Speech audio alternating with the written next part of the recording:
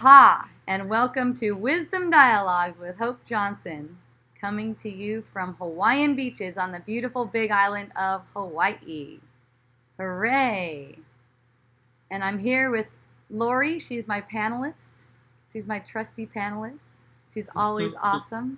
Today she's wearing yellow. She's shining like the sun. She looks very excited. I actually have I have my phone hooked up. I have good phone reception here at this campground. Oh, sweet. This was last night. Yeah. No, the night before. There was no way I was gonna. Yeah, I'm never gonna know. Well, it was meant to be, and I'm glad my earrings match your shirt. It's my jammies. Oh, how my fun! jammies. They say it says RV. It's got a camper. That's perfect. That's perfect. So I'm sure people are interested in an update from you. Yes, I've had people asking what is going on. So we left Maine on Sunday and have been now we're in Virginia, and there's been a lot of stressful moments, and the people that we've run into say, it's something completely new from what we know, and I'm trying to do the apps to figure out where to stay next, and they're so hard to understand. Oh my God. I had a meltdown with that one. Oh my God. That's so fun. But this park in Virginia is beautiful. We got to see caverns that are under the ground, 70 feet under the ground, with all the stalactites and stalagmites wow. We've met some really, really nice people too. Sweet. Yes. Hooray for camping. Very scary. Really scary. I understand. Being on the road, we almost got run off the road by an 18-wheeler because something else came up. Oh. That is so awesome. I love that feeling. You love, oh my God, Hope, I want to love the feeling. And that's the ego that's saying that. You already do love the feeling. You're just buying into something that's saying fear this feeling. The feeling's excitement. It's fun. You just buy into something that says fear the feeling or resist the feeling.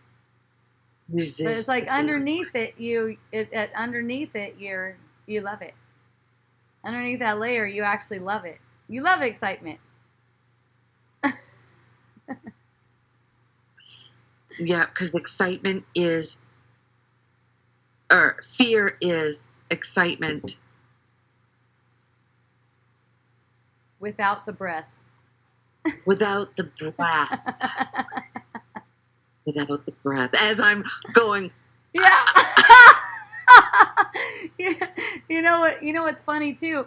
You get to start to notice how you're breathing, because as you notice how you're breathing in the moment, you notice how to let more love in, because it's kind of like breath is love.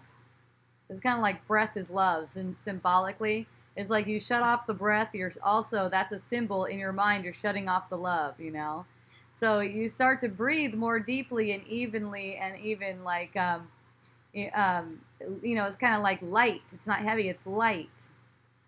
It's like there's a conscious attention to how when there's a conscious attention to how the breathing is going, it automatically calms and relaxes, and it kind of like goes to more places, it seems like. I do notice that. Yeah. I do notice that, because especially the summer when it was really strong fear, I was forcing myself to just breathe. Breathe nice. Deep and follow it. Follow it down. So you can do that too. You can do that too. It's all awesome, like whatever it is that works for you.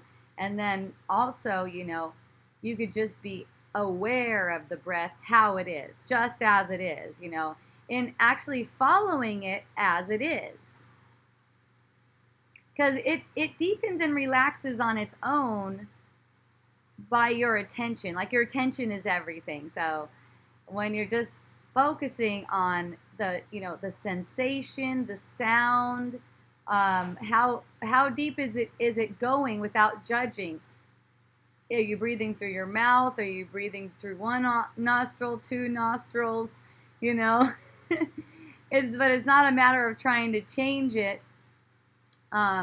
I know that energy though, and I've worked with that energy, when I wasn't willing to just watch it without trying to do anything, then I would go to controlling the breath in moments of upset, like actually controlling the breath instead of watching the breath.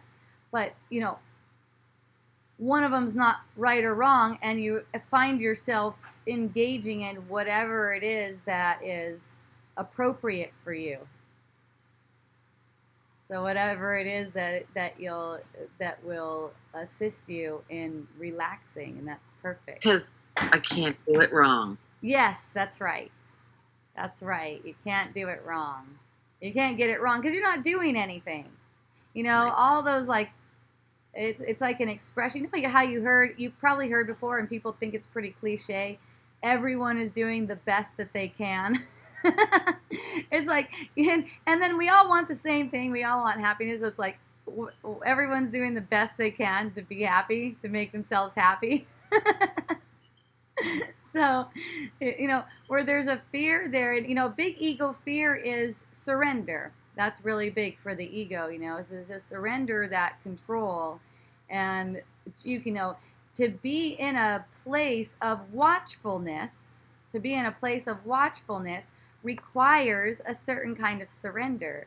It requires a surrender of trying to take responsibility for your own life, let's say. Taking responsibility for how things go for you, and kind of like falling into a deep space of surrender and letting yourself be guided on whatever it is that comes.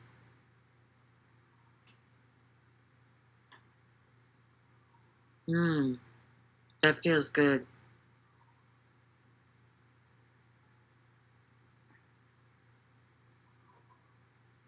In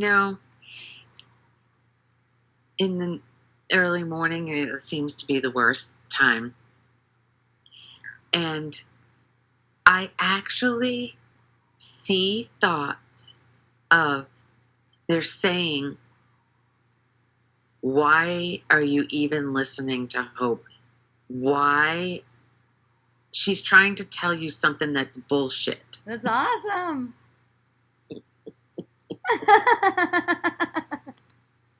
You're trying so hard to understand, and it's not happening. Aww. Just give it up. Yeah. Give it all up. Yeah, good idea. Good idea. Good idea. Because I find myself clinging to, because I'm recording this in case I'm not in Wi-Fi, so I can listen to it on my voice memos. Even though I feel so lost.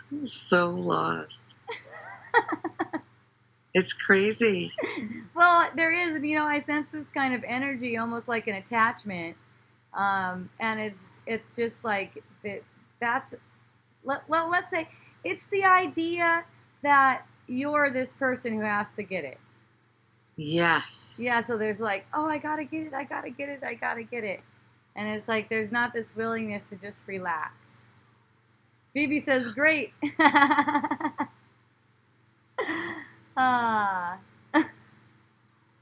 And relax and laugh. For sure.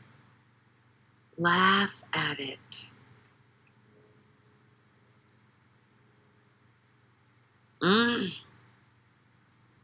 There's that. I know, it's super cute. Yeah. Why wouldn't you be enjoying it? You know, but that's not saying that you should be enjoying it, but just watch.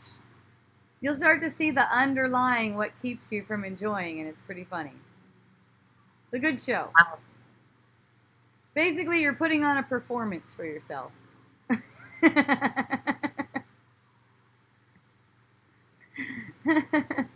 it's Well, I want to fire the performer. Well, that and that's the thing. That's like hating on. You can say that's like hating on your inner child. Like you're not doing it right. That's it. Aloha, Janelyn. Lovely to see you. Aloha, Elkie. I think that says Elkie. If I'm wrong, let me know the pronunciation. I love you. Thank you. Do you ever think to yourself, what the hell happened to Lori? No. I can't say I do. No. Do you? Nothing happened. Nothing happened. Elka. Oh, that's a cool name. You don't care about pronunciation. That's my kind of broad right there. Yeah. Elka. I love it. That's so cool.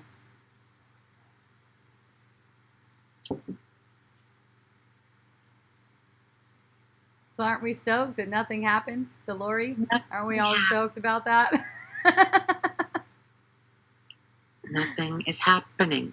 Oh, Janelyn wants to come on. All right. Janelyn, aloha. Aloha. Can you hear me? Yeah, I can hear you. Would you like to come on camera too? Yeah, that's fine. Okay. I think. Elka says, I love Lori. Oh. Ah. Oh. Yay. We love Lori. Can you see me? I see the sky. No, I hear you. Oh, wait, you're coming. Hi. There you are. Aloha, beautiful. Lovely to see you. You too, guys. Hope my heart is beating a little bit fast, but I wanted to tell you something. Like, I had this little prayer in my head, like I was talking to you. Like, it was like a few days ago. I don't even remember. Like, reference points. Sorry, I got a call. Can you see me? Yeah, I can see you.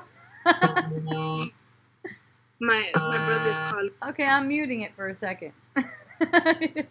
Just go like this with a thumbs up when the call's over.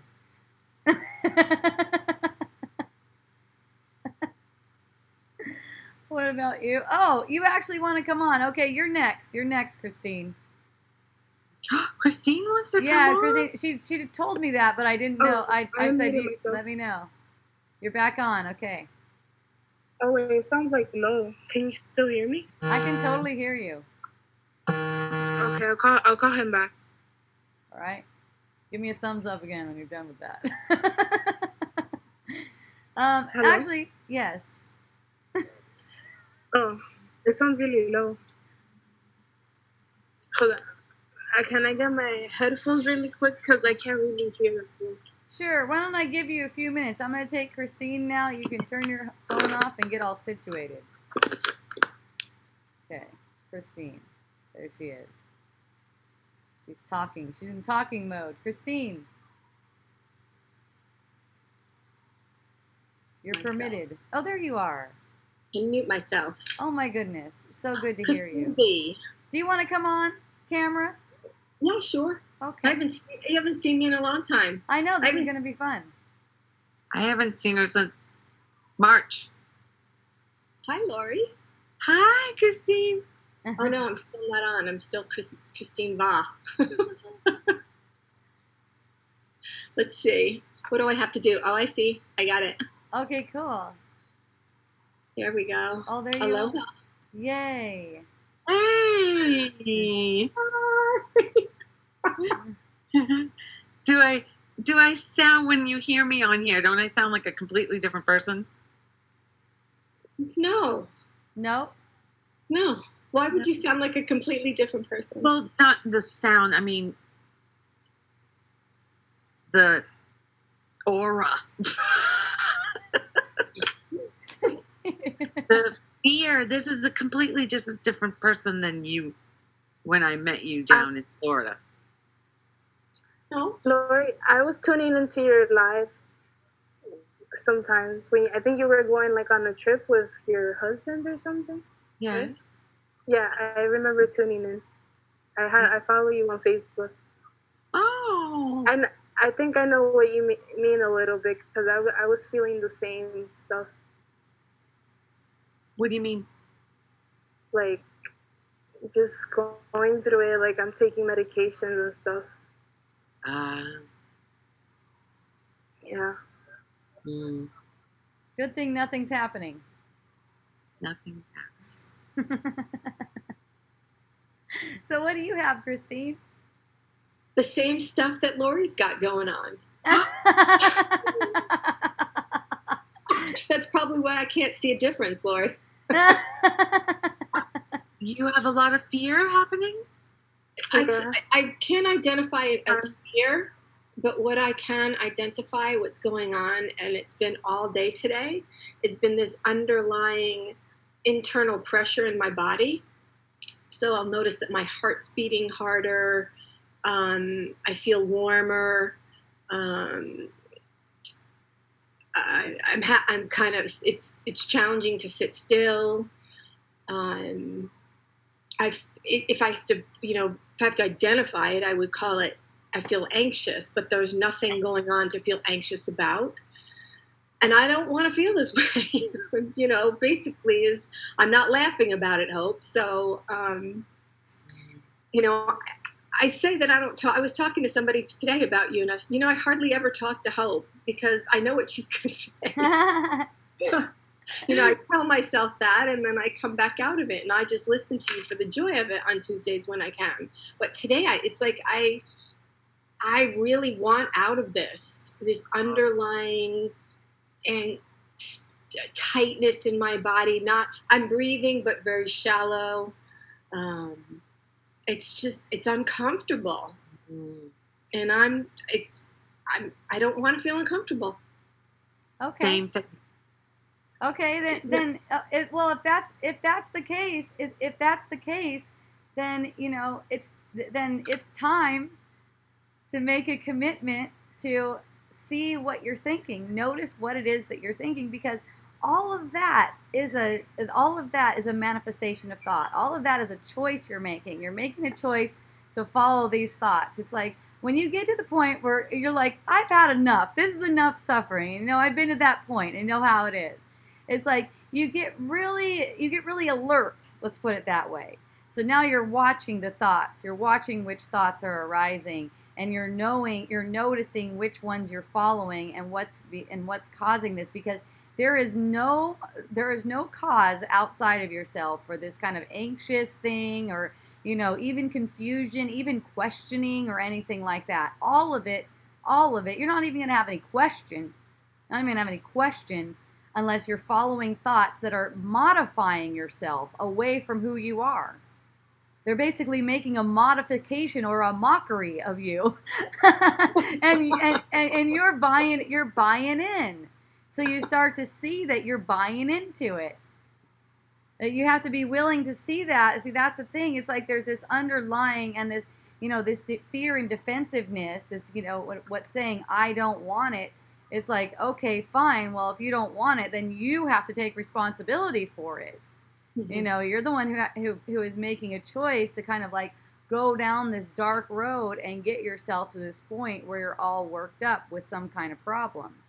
There's nothing that can do this to you. You'll always have complete dominion over it. That's why I laugh about it, because it's a performance. It's a performance. It's like you're performing for yourself. You're putting on these thoughts like they're costume, and then making up a performance. like you're this or that, and you just can't be like your own, basically like the light. Is it basically just being the light instead of being this image of yourself that you painted? So, I had a really busy day today. So I had to be at the office at 9 this morning. So I had to leave the house at 8:30. And for me, that's early to work, to get to take care of the stuff that I take care of, to take care of the body and my mind and my spirit before I leave. And I had a lot of clients, and then I had a webcast with a seminar that I did, and I realized that I haven't had any time to myself today to look at what is underlying or what is going on. To do any kind of self-inquiry, or even to sit quiet and do some more meditation. I just got home. I made something to eat. I listened to a webcast before I got on with you. And I haven't sat down and chilled out till right now. Okay, so you're not really doing anything at any time. So it's kind of like you can sit down and chill out within yourself, no matter what seems to be arising, because you're not ever doing anything. You're never doing anything. What makes you tired what makes you feel tired and shitty is like the thought that says, I didn't even get a moment to myself all day. I can't hear you, Hope. No. The other person, you need to mute her phone because she's moving around. Yeah, mute me. Yeah. Who's okay. I couldn't hear what you were saying because there was movement happening on someone else's microphone. Okay, so I'm going to. All right. Okay, that's better. Yes. Thanks. Okay, good. So I heard you say that I'm not doing anything. Yes. So and then I can drop into myself at any moment. Yes. Yes, you can. And see that thought that says I didn't get a moment to myself all day, that's a victim thought. That's an ego kind of victim thought. It's not true. It's not true. You didn't do anything. It's like these experiences are coming. No one's doing anything. But it does not feel like I'm choosing. Well, then that's the victim again. So that's not coming from you're not choosing. I see why I didn't choose it. Okay, I got it. See, she's laughing. That's the point. So you let yourself get to that. It's like it's kind of like you remember to let yourself get to that, because you can. You're quick. I mean, I think maybe sometimes you're able to call on me, like just call on my energy and know what I would say and then start laughing. But I've also had you call me on the phone, and you're like the quickest person ever. 2 or 3 minutes, it's like, okay, what else are we going to talk about? Done. That's freaking funny. Because the denial is not so thick. Yeah. I know what peace feels like. Yeah. So it's like, or freedom. Yeah. I want, when it's not there, it's obvious. It scares the crap out of me. Right. It's obvious, and it should. And I'm gonna say it should, because that's how you want it. You want it. That's why it says in the Bible, thy rod and thy staff, they strengthen me. I don't understand. It's kind of like you're giving yourself a little smack, but it's a love smack. It's not really doing anything to you.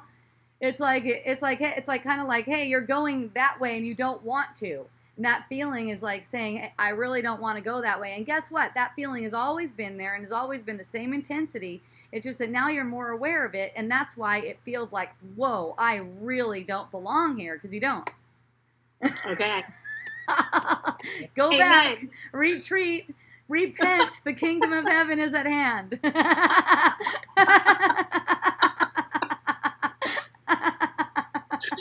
Oh, yay. Yes. That's why I wouldn't be a good panelist. Now I'm going to shut up, and I'm happy again. So. Got nothing else to say.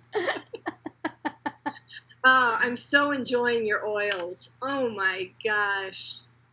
Thank you. I so appreciate you having them. Thank you. Oh my gosh. I just in the morning they just ask for the ones that want to be on, and I mix it with the seed oil, and it's so yummy. And I forget the name of the special oil, you know, the special body oil that you have. Yes, Super Custom Anti-Aging Blend. Is that the one you got? That one, yeah. And I got that last time I was in Hawaii with you. So, you know, every time I put it on, I'm transported back to my open bathroom, this beautiful tile rock bathroom in Hawaii, and putting on your oil. Nice. Yeah. I love it. It seems to bring out the glow in people. Oh, it's so beautiful. And then I just add some of the essential oils to it. And yeah. I love thank it. you. Thank you for that blessing. I know they don't do anything because it can't happen, but it definitely brings in joy. There's definitely communication there. That's what, you know, it's kind of like with essential oils, I see them as communicators. Because they're, you know, they're like the molecules, they're what is the word? It's conscious is one, but then there's another word too that starts with a C. I forgot what it is. But it's like they're cognizant. I think that's what it is. So it's like they can communicate, and they can communicate with the molecules, you know, like on a molecular level, like that, as molecules, like they're people, but they communicate like that. So they communicate with your mind at a really subtle level, and I feel like they're very intuitive and opening and really good guides. Really good guides. Plus, I feel that they're really good transporters of my love. That's what I feel. I feel your love. Yeah. And now that you're saying that, you know, I've really been using them really regularly for the last week, you know, and just picking one or two in the morning and, you know, putting them on after a shower. And so maybe they're communicating and they're helping to make way for this anxiety to come up, to love, to clear. Yeah, and you're strong enough for it. You know, you got it. Yeah. You're not going to be given anything you can't take. So, you know, that's why for me, you know, I've said a bunch of times in Wisdom Dialogues, especially when it first came out, like, you know, give that stuff to me. I'll take it because it's nothing. Right. How would we do that? Oh, you can just ask. You could say, "Here, Hope, take this." It's all in your imagination. You know, here, Hope, take. Hope said she wants this. This isn't gonna hurt her. She'll take it. And sometimes it seems like I am getting something like that. I'm getting some kind of transmission like that. Like, and you know, I sense that it like it's for my friends. Like it's for my friends. And I'm like, woo! Like some kind of a feeling might come up. In fact, last week there was one that felt like depression for a couple of hours, and it was awesome. It was big. It was like I really felt like it was time for me to sit still, you know, and you know there's some other things going on too, but just in kicking back and watching the sensations arise and watching it all unfold. And recognizing that, yes, definitely, I don't belong there. You know, that's not my place, obviously. But it's like, you know, I can walk through any of that and walk through it in a healing way, you know, because of recognizing what it is and recognizing I cannot be affected by it. Cannot be affected by it. And that's why it's a healing thing for me, and I'm happy. Like when the sense of depression arises for me, I feel happy about it. My face might look like this, but inside. So isn't even the joy an effect? What do you mean? Well, you said it can't affect you. Yeah. Right? But joy is an effect. Well, you could say that joy is a pure expression. You don't get joy from things that arise. You don't get joy from illusions. You know, you can get you can get a sense of fleeting happiness, let's say, from things that are illusions. But the inner joy, that's always there. It's almost like a well. And so if that's not popping up, that's your cue to stay on purpose. To stay on purpose in recognizing what it is that's going on and not getting entangled as if that means something about you. Like we're doing something wrong. Right. Yeah, the depression. So I had that a couple weeks ago for a day too, Mm-hmm. and it was heavy and dense, but I don't remember getting to joy with it, and then the next day it was not there. So it just faded off. I think it did. Yeah. Okay. And then It was. forgot. I didn't ignore it, but I didn't give it any validation. Yeah. Yeah. Yeah, that's perfect. I mean, these waves, like a wave of depression, it just rises and then it passes. It just rises and passes like that. So it's like, I guess for a lot of them in the beginning, when I started looking at the patterns, they would just kind of like pass, but not necessarily get really stoked. But I could say that at this point in time, it's more like if it gets to a higher like that, and then a higher level of intensity like that, then the result is it's almost like sinking back into so much joy that it's like, yay. And I know that's what's going to occur, so I'm stoked about it.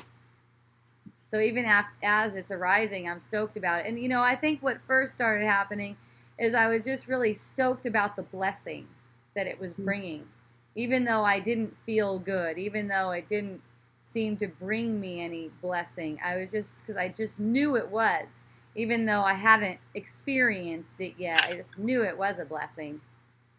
Something beautiful will come of it. Yeah. Yes, for sure. Yeah.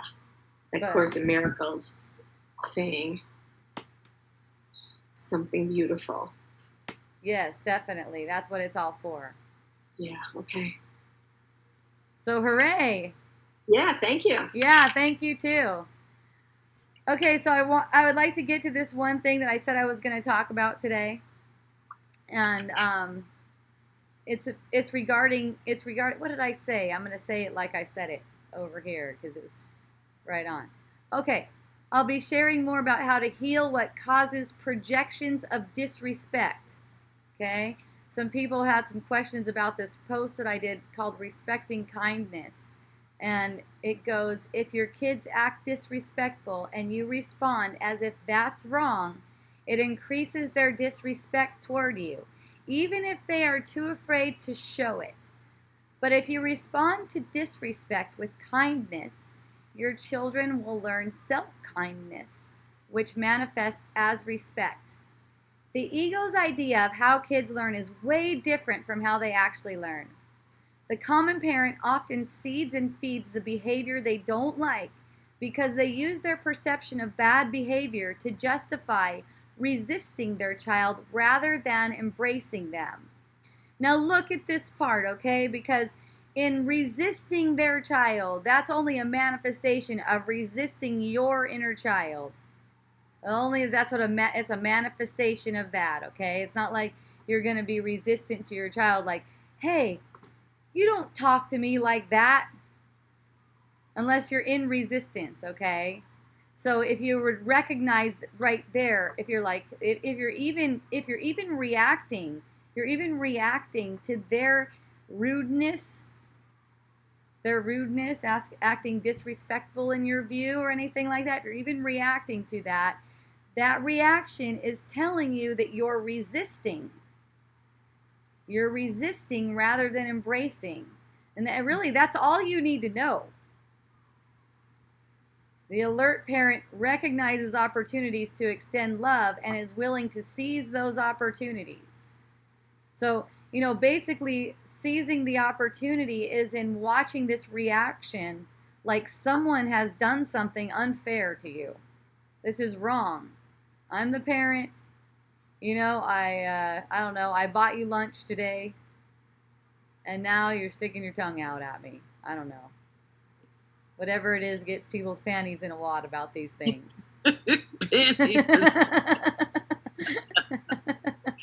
I don't know. I'm not talking about myself. I don't wear any panties ever. Well, maybe sometimes, but it's because they need to catch something. Oh, right.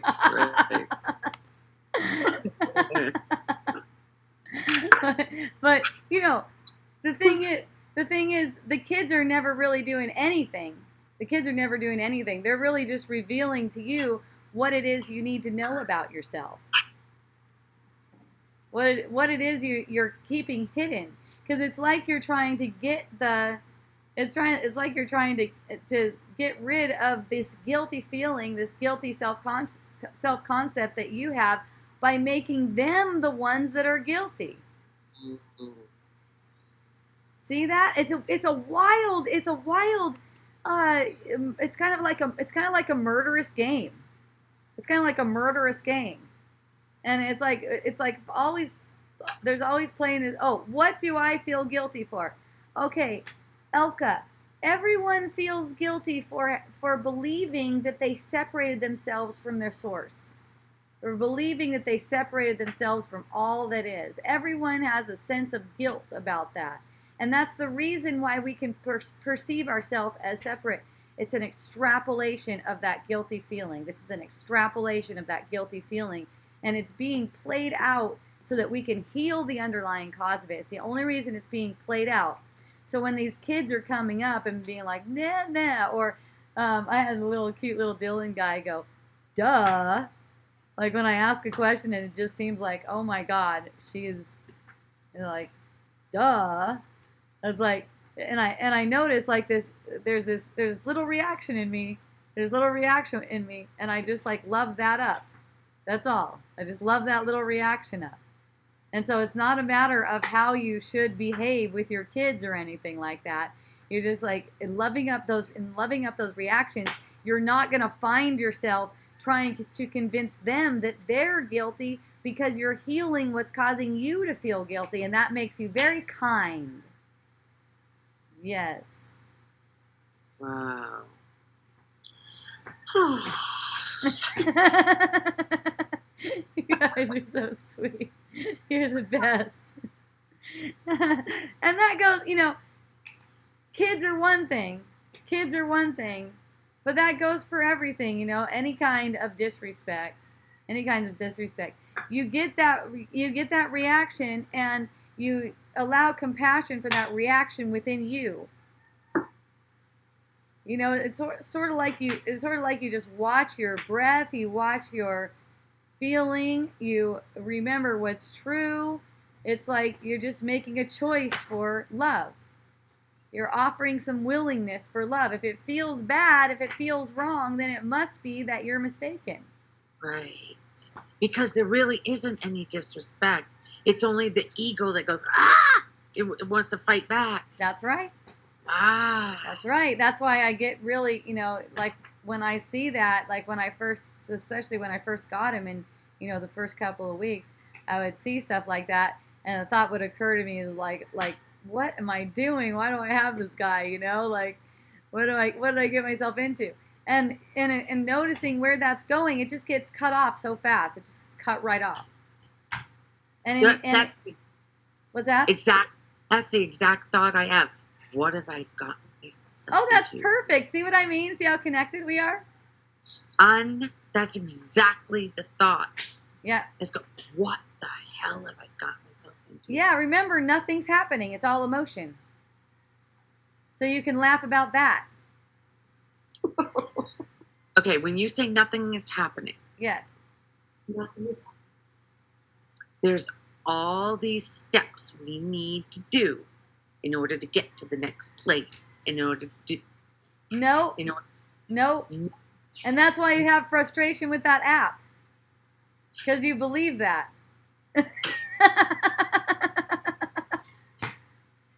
No, it's like, God damn it, the app doesn't work right. Or I'm just stupid. No, it's not the app. I know it's me not understanding that. Okay. Whatever. So It's all the same. That brings on more. I'm something wrong with me. I'm doing something wrong. I can't get this. So all of that is bullshit. Yeah. You don't have to plan anything. Nothing's happening. See, when you get into the I have to is completely delusional. I was like talking like there's some kind of future that you're gonna bring about somehow. Yeah, that's what it is. If I don't get that right, something bad's gonna happen. That's Bring it on, Faka. I see that. Yay. One of my favorite terms is "let's just see how it goes." Yes. Let's just see how it goes. When you're in a 36-foot fifth wheel with another 8-foot truck in the front of it, just seeing how it goes, just going into a gas station. That's fun. You get to see how it goes because we have so much leeway on the top. Yeah. And turning is nothing's happening. Nothing's happening. See how it tries to get really convincing? Oh my gosh. It doesn't matter what you tell me. It's still nothing's happening. I think you know it.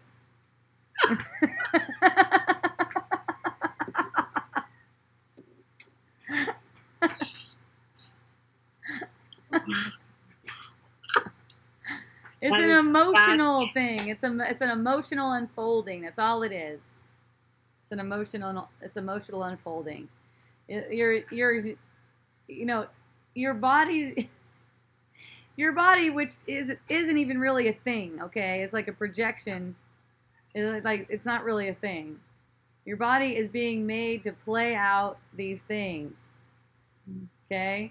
You don't need to attack it with your mind for doing its job. And you know what? It's not even going to play them out. It's not even going to play them out like the way that you want them to or hope they will or anything like that. The body is going to be played out exactly how it needs to play out to bring along healing opportunities for you.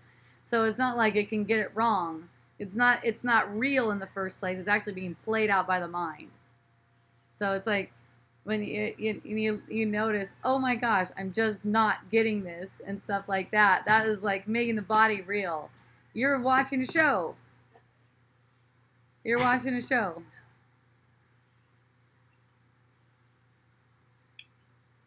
So the best thing to do, if there's anything to do, is in the stressful, is just surrender. You can say that, yeah.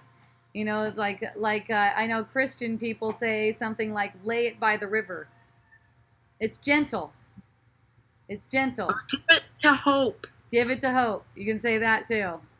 Your Wisdom Dialogues peeps. Give it to hope. Here you go, Hope. Okay, I'll take it. Thank you. Hope, take the wheel. Yeah, you know how you hear people say, I don't want this. This is someone else's shit. I'm like, I want your shit. Give it to me. Let's go here.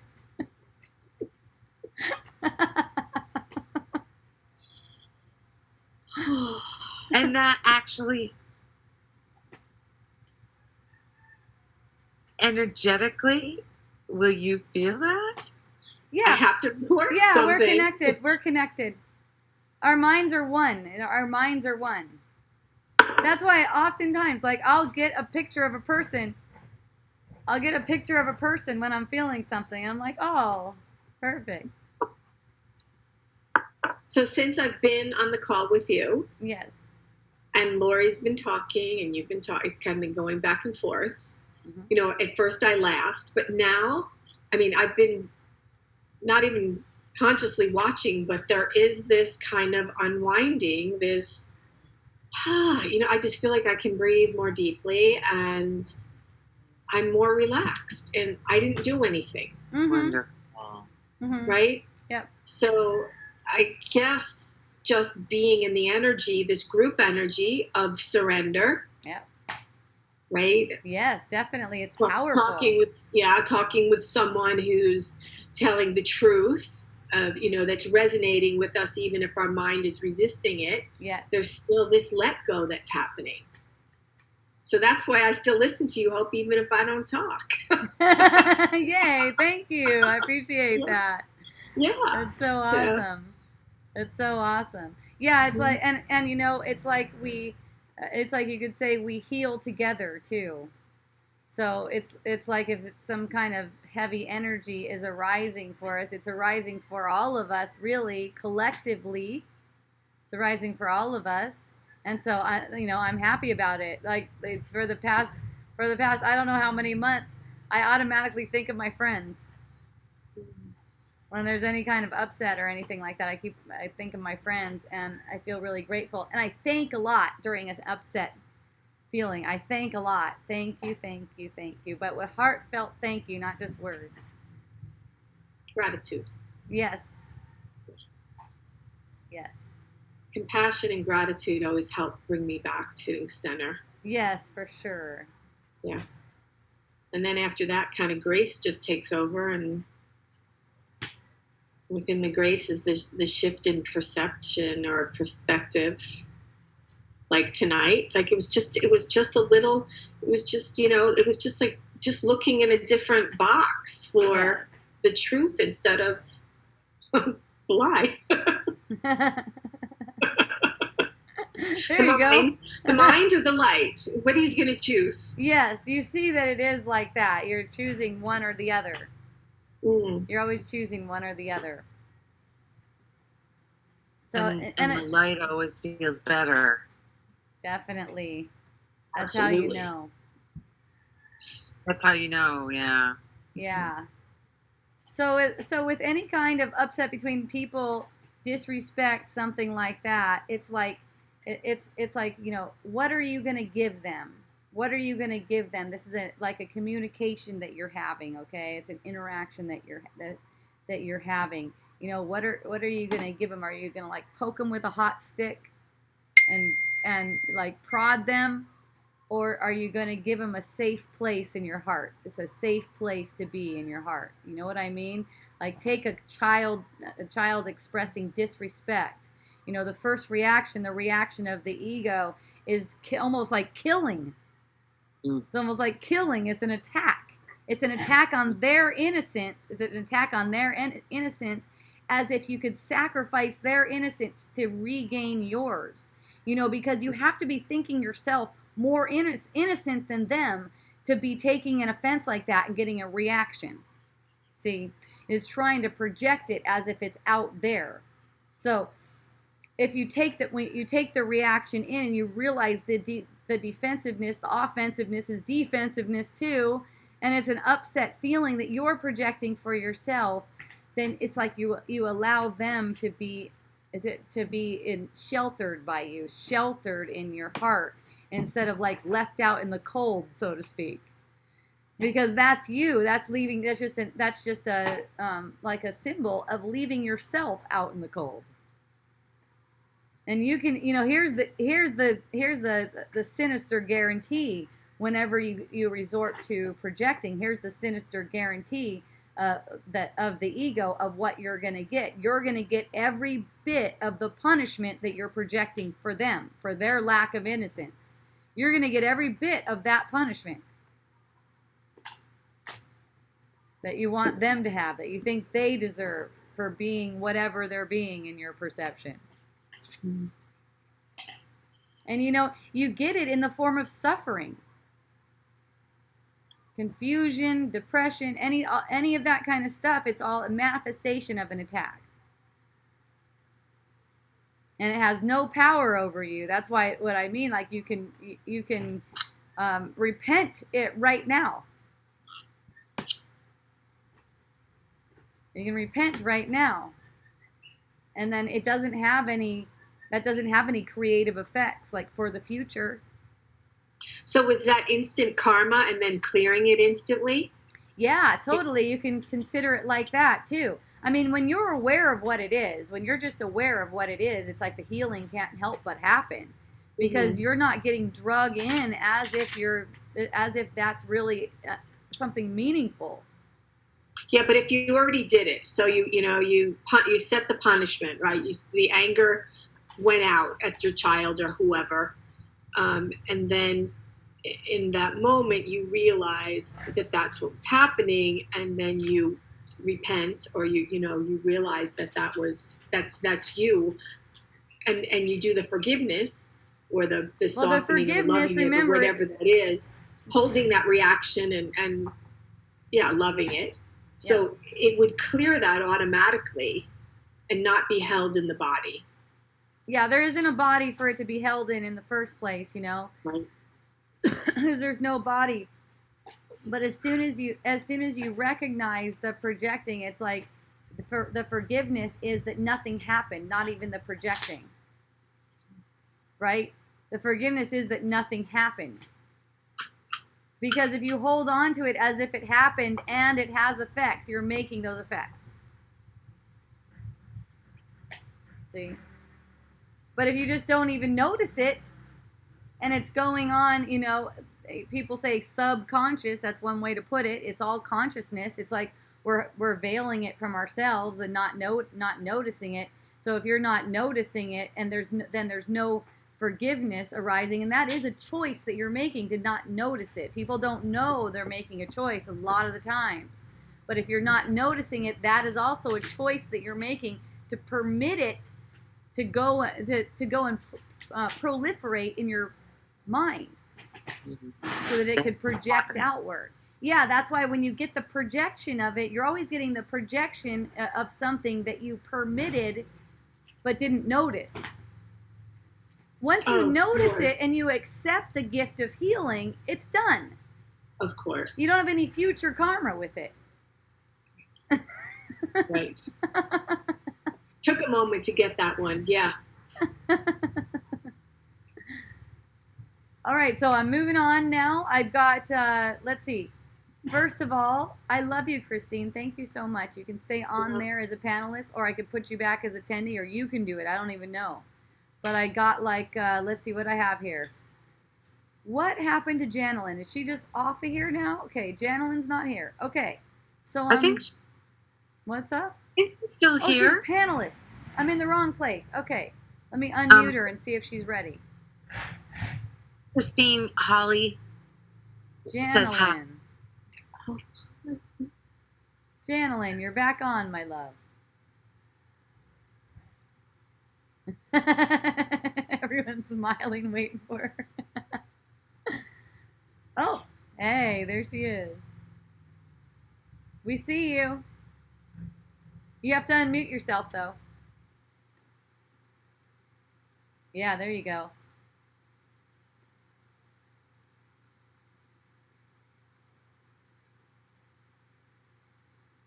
Okay, are you saying anything yet? No? Yes, she is, but I don't hear her. That's interesting. So yeah, I can't hear you, Janelyn. I see that your microphone is on and my microphone is on, but then I can't hear you. Okay, let's see. Oh wow, there's so much going on here. Okay, let me know when you're back, Janelyn. So I'm going to read this one.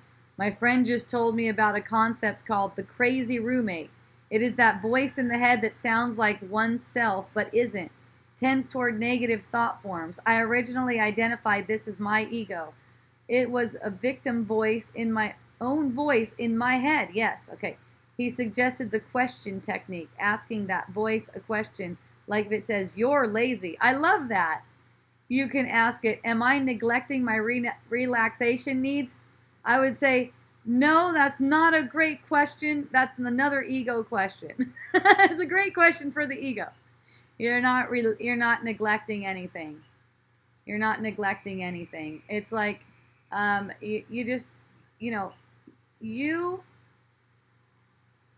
on the surface of things, you don't have a choice.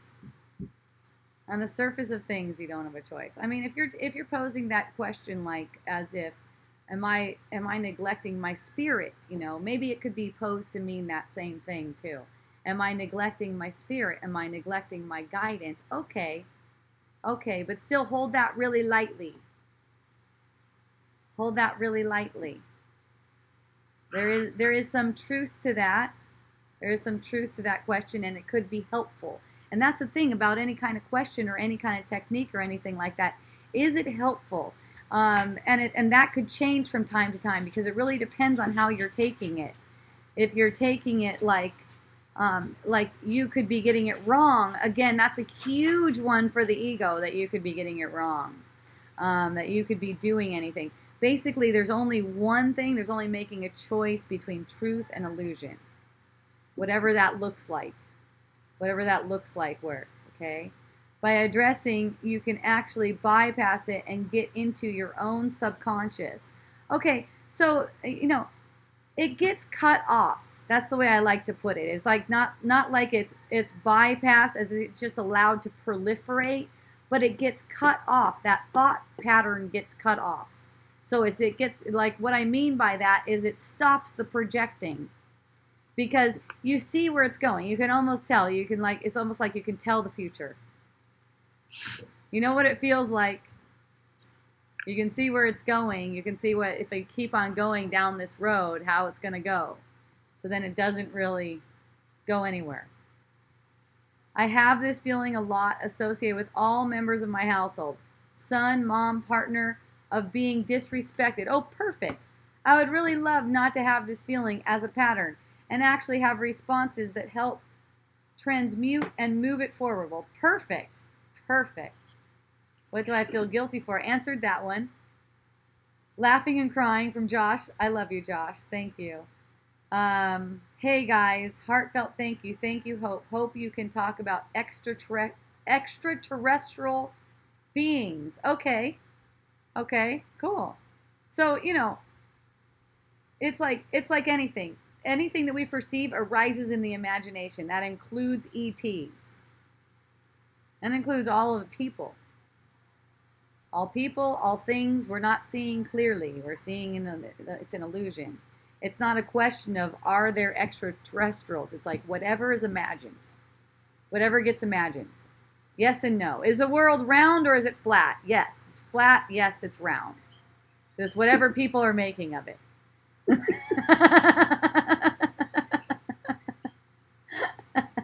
It's kind of like that same kind of thing. Okay, I've never seen an ET myself. I wouldn't mind seeing one. I know that if I see one, it's for healing, and that's what it is for seeing all people and everything like that. So it doesn't really matter. Turn the other cheek. Yes, that's a good one, Phoebes. That was a little while back. It was like 10 minutes ago. We were probably talking about that thing, like, are you going to give him shelter, or are you going to poke him? It's the same kind of thing as turn the other cheek. Oh, they're acting disrespectful. Okay, I made that up. It's just allowing them to keep doing that if they want, really, because they're giving you a gift. It's like they're giving you a gift. Okay, thank you. Inside there's the gratitude, there's the thanking. Oh, I got a reaction out of that? Thank you. Yeah. Janelyn, good advice, Phoebe. I be scared to sleep by myself, so I have my mom sleep with me sometime. There isn't a body for it to be held in. Nothing happens. Okay? Oh, Janelyn, she said she was going to come back. She's going to make a call. Okay? Making a choice between truth and illusion. Thought patterns get cut off. Cuts the projecting. You can see where it's going. Oh, she copied what I was saying. That's awesome. Thank you. Okay, and then, this is Elka. She's following up on those earlier ones. She said, yeah, this is what I say. Are you truth? Are you illusion? That's what I asked that voice when I recognized it. It was totally illusion in my voice. Isn't it awesome how it sounds like you in your mind? That is so fun. It really, it's like the illusion, the way it plays, it really makes it seem like that's you talking. Great. Down this road, help transmute, move forward. Everything perceived arises in the illusion. Whatever gets imagined, yes, it's whatever people are making it. Do you see when it's for healing? Yes. All right. Yay. All right. Now there's Goda. So Goda, and she wants to talk to me. And then I see Yulia. Yulia, you're coming too. I'm gonna put Goda on. I haven't talked with her in so long. That voice is not us. Right. That's right. No. Hi, Hope. Yay. Do you go by Goda now, or is it Sativa? You know, either or. When I'm in Hawaii, I go by Sativa. Oh, okay, that's cool. I'll just probably alternate it. I'll just probably alternate it back and forth. Oh yeah, that's totally fine. You said you're coming back next summer? Yeah. Cool. I'm excited. I'm excited too. I love to see you. That's so fun. Do you want to come on camera? Yeah, sure. I don't mind. All right. Man, there's 5 of us panelists this time. We're panelisting it up. So I have a couple questions. One is, I've been feeling the whole financial illusion again because I just finished hiking the PCT, and I know I have to. And I know I have to come home. Mm-hmm. And I already feel like I'm getting asked questions about what I have to do next and what kind of job I'm gonna get. How fun! Can you hear me? Yeah. Okay. So yeah, I've been seeing that come up a lot in my perception, and right now I just don't feel like doing that. And I feel like I cannot stay at home and just sit and stay with the feeling, because my mom's just gonna come in my room and be like, "What are you doing? You can't be laying down. You have to get a job," like all that kind of stuff. So I've been feeling a bit nervous. Because it seems like something's happening when your mom comes in your room. Yeah, like just a huge energy shift. Yeah. Like in my room, it feels like my haven, and I feel relaxed. And then all of a sudden, it's like, "What are you doing with your life?" And I'm not ready for that. Well, you know, if it occurs to you, then you're definitely ready for it. What's saying I'm not ready for it is just ready to resist it. Yeah. You know, you don't have to agree with that.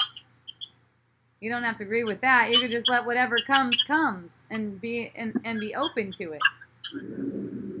Just in watching and watchfulness. You know, imagine yourself going to gratitude when your mom walks in your room and asks you what you're going to do. Imagine yourself just going to gratitude. And look, you can have some kind of expression like, "Oh, Mom, thank you so much for coming in, you know? I didn't know what I was going to do until you came in here. And I don't know what I'm going to do now, but maybe something's going to come up. I bet I'm going to get really inspired."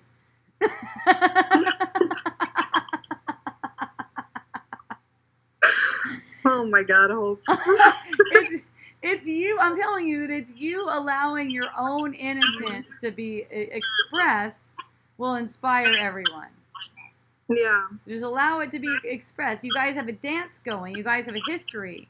You know, you can say it's an ancient wound that you're playing out. When she walks into your room and it feels like a haven and energy shift and like all of a sudden you're being attacked or something, you know, you can say that that's an energy that you guys have been working up for probably centuries. Who knows how long?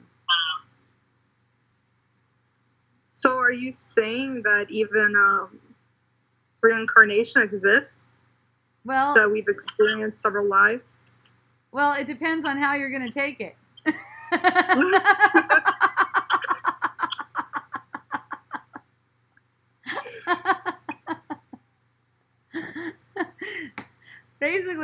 Basically, you know, there's no timeline like past or future or anything like that. It's like a culmination of thoughts. Okay, that makes more sense. Yeah, and there's these energy dances that you can say over the illusion of time have gone on for hundreds, thousands, millions of years. Who knows? But it takes time to dig into a situation like that, to dig yourself into a hole like that, where you're relating with someone as if they're attacking you. But so what does the Course mean about a holy instant? Can't something be healed in an instant? That's the whole thing. Oh. Yeah, that's the whole thing. That's why when she walks in your room, that's the biggest opportunity you can get. That's the biggest opportunity for healing. Okay. Yeah, I mean, can you see that in your mind's eye, how it would be so awesome? Yeah. I guess it just feels very intense when it seems to be right in my face. Yeah, because that's how you want it. For now, that's how you want it. Mm-hmm. And you'll see. You'll see if you allow her in. I mean, like, energetically, allow her in, let her in. She comes in your room, let her in. As in, instead of that inner resistance to her being there, instead of that inner resistance to your mom walking in your room, there's this just a willingness, a little tiny bit of willingness is enough to just let her in, let her love come into you, because it's all love. All right, I'm getting some kind of feedback from you. I'm getting some kind of feedback from your phone or something. I don't know what's going on. Bad. Do you have two things going there? Is it me? Yeah. You have two things going? No, just one. Oh, yeah. Like, question-wise, yeah. I have one more. Oh, but I mean, wait a minute. Let me ask you something. Do you have, like, your phone and your computer on with me talking right now? No. I'm in complete silence. I'm in a hotel room. Okay, something's trippy. It's all right.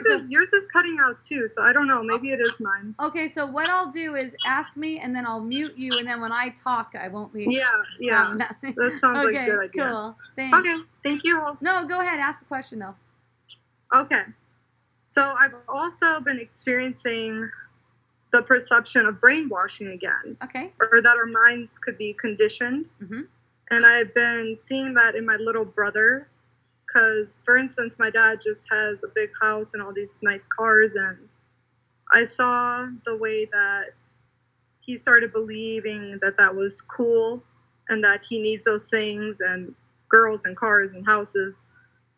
And I started feeling like his innocence was being lost, and that my parents turned him into this way because he was surrounded by these things and these images and was taught certain things. And then I remember you said that it's not possible, like that you have the choice what you want to take into your reality to be true. But he just seems so young, and I don't know, started getting into my head about it. Okay, perfect. So he is you. So it's like your innocence you're sensing that your own innocence has been lost. You're sensing that your own innocence has been lost.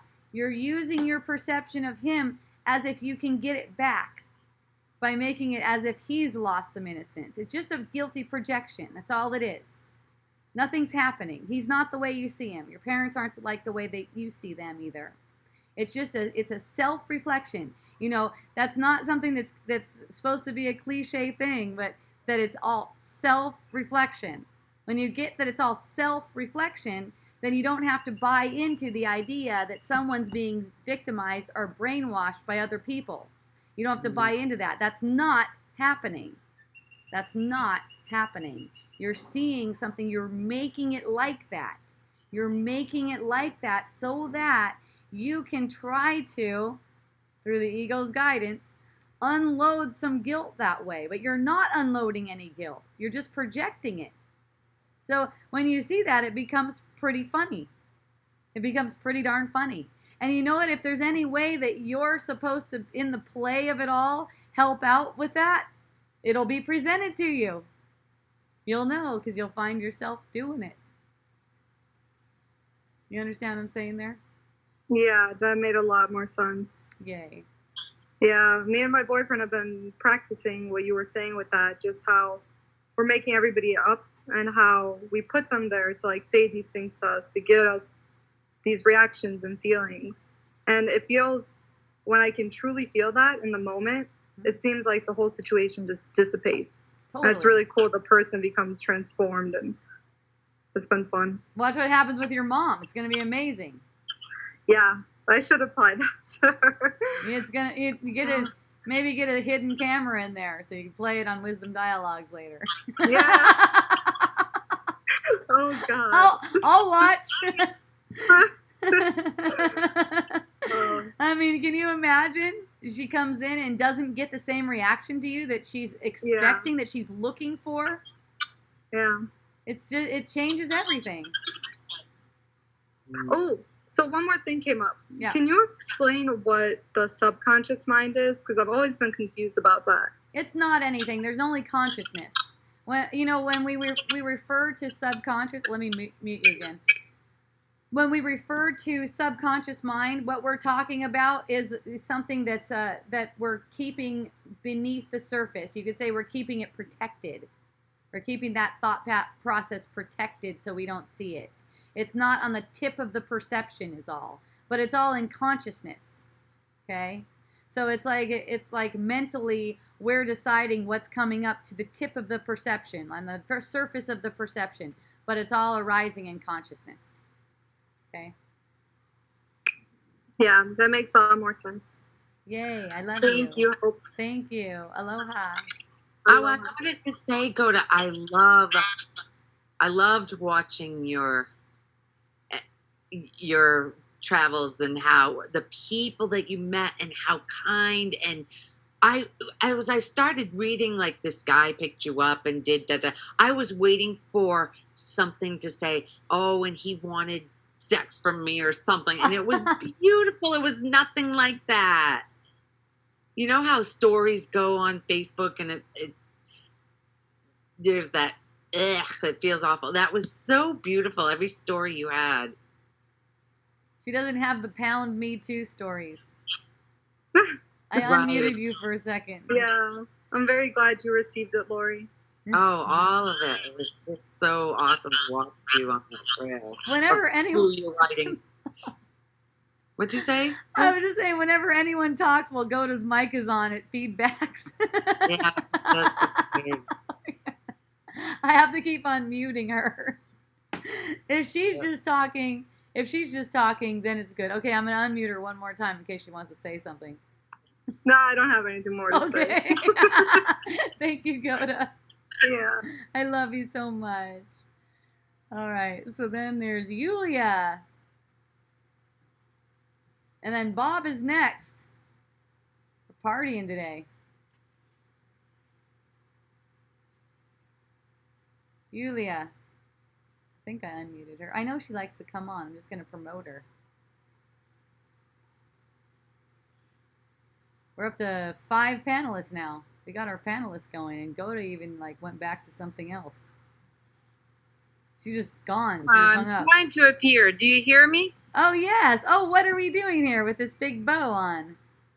Yeah, I'm on my phone and I'm outside and I'm again in another city, in another place. Oh wow, that looks so cool. I thought you were wearing a big pink bow on your head at first, the way the camera was. No. There's no bow. There's a river and there are bridges and there are lights. Where are you? Minneapolis. What? You are such a traveler. Yeah, it's cool. I know. It's really cool. It's a life everyone wants. Except me. Yeah. Lori's doing it in her own way now. Yeah, for sure. Right. Hi, Yulia. Oh, hi. So good to see Christine. I know. I only jumped on when you were finishing your piece. But everything everybody talks about always reminds me of what I wanted to talk about. And then I go, why do I even want to ask anything? I know the answer. That's what I was talking about. Right. Maybe because it seems like I forgot. I just totally forgot. I totally got sucked into a story. And it's one of those old stories with my kids, one of those patterns, and it was all layered. So there were like a lot of layers to it. Of course, all made up. And while it was happening, it seemed to be almost impossible to remember that it's made up. You know, it was like I was blaming them and blaming myself and feeling like there's nothing I can change, nothing I can do. I can't stop doing what I'm doing, apparently. I don't know how to, you know, and they're still the same, and I don't know how to not be unhappy with what they do, and obviously I have no control and I can't change it. Yep, that's the ego story. So what's not the ego story? Yeah, it's the ego story is the ego story about how your perception is there to stay. It's like the perception isn't completely shifty, as if it's not just held in place by thought, by self-belief. It just seems to be so repetitive. Yeah. It's the same thing over and over, and it was like I hate it. That's the feeling I had. It's such a great opportunity, though. It's such a great opportunity. I mean, every time something like that comes up, it's like you're seeing that it's a pattern that you keep on playing out, and you're willing to see it's a pattern that keeps on playing out, and you're just letting it be how it is. You're just in that sweet spot of just feeling it how it is, you know. But these thoughts come in like, this is how it's always going to be. That's the ego. This is how it's always been. This is how it's always going to be. See? Or I feel like I need to take this action and I can't. Although that can't be true either, that I have to take some specific action or that I can't. That's right. It is. It's very hard to see in the moment. It is very difficult to see in the moment, only because of the defensiveness. To keep you in conflict with one another, because that's what gives the ego life. The ego's fighting for its life. That's what gives the ego life, is you being in conflict. So, you know, there's all these defensive mechanisms built up to keep you in conflict with people. So these conflicted interactions with your son, you know, they can be repurposed. They can be repurposed for healing. You know, when you allow yourself to be excited about it. When you allow yourself to be excited about it, like, yes, this is exactly what I need. Thank you, and thankful, and watching your projections for them, wishing they were different. You know, that's an attack. They are very different from the way you see them, actually. You know, they're already protected from all of your attacks, making them into something that you despise. Yeah, that thought flashed, but later, you know, like. Yeah. I can't be seeing them as they are. Like there was this one thought, he just hates me. He's just simply hates me. And then like, that can't be true. Yes, you're not seeing him clearly. Right. He only loves you. And then I just like remembered, oh wait, my mother used to go into these like moods where she would accuse me of hating her. Oh, perfect. So you can see it. You can see how it's going around and around. Right. I remember living with that. Like she wants to prove to me that I hate her. Yeah. Yeah. So see how you just pick up on the same pattern. And when you see that, it's just so cute. It's just so cute. That, you know, this idea that you can get something good out of it by projecting the same pattern over and over again. Like it's going to bring you anything good. You know, so underneath the surface layer of projection, what's going on is this idea that by projecting onto them, you can somehow restore your innocence. Like somehow that can restore your innocence. That's like an underlying mechanism of the ego, and basically it makes everyone into an object to you. The object is trying to get your innocence back by projecting the guilt that you feel that you have onto them. Because to the egos, it's like someone has to lose in order someone has to lose in order for you to get your innocence back, you know. And it's not going to be you. You know, someone has to lose. It's like for you to get that innocence back.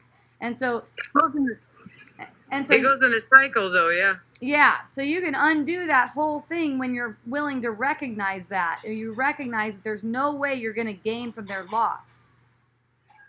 There's no way you're going to gain from their loss. So if you make them out to be something that's less than holy, divine, perfect, innocence, you're making them out to be something like that, you're only going to lose. You know that. And then what happens is the judgment, you know, I end up saying something or, you know, doing something, and in the next 15 minutes the feelings flip and I regret it, and then they flip again and I regret regretting it. Yeah. Yeah, so at the point of regret, you can accept the healing from there too. You don't have to be in the moment in a conversation with your kid. You still heal together because the regret is projected to be about them too. So, you know, when you have the regret come up, that's also your opportunity to see. It could be at any point. When the regret's coming up, representing itself as if it's real and meaningful, you're having another opportunity right there. And that's a very powerful place, actually. You know, I've observed in myself regret coming up, or like, hey, did I handle that right? Did I handle that right? You know, constantly analyzing which action is right, which is not. Yes. And then, of course, there is no right choice ever. Yeah, so it's just nonsense arising. And so when those thoughts get cut off, and what I mean by they get cut off is you get more interested in the truth than you are in pursuing the thought about whether you handled that correctly, whether it was the right action. And you can heal from that point. It's kind of like you might find yourself having the healings that are like further removed from the incident, because, you know, as they go outward, it turns into regret, and then maybe there's some light sorrow. I don't know how it goes, but as it gets further removed from it, it gets lighter and easier to see through. So you might find yourself healing those ones that are more removed from the actual center of the incident, you know, in time, let's say. And then as you become more adept at the healing, you're able to receive the gift. You're allowing yourself to receive the gift. It gets closer and closer. You're going to get as many of these opportunities as you need until you're able to laugh at it right at the time the incident is arising. So you're going to get it again and again. It is on a cycle. You're going to get it again and again until you have until you totally get that it's totally meaningless, and you seize your opportunity so you're able to do that. That's how it's set up, and that's something that's a blessing, because it's the only way out. It's the only way out of this understanding that we separated ourselves and that we're guilty. So it's the only way to release yourself from that, you could say, or escape it.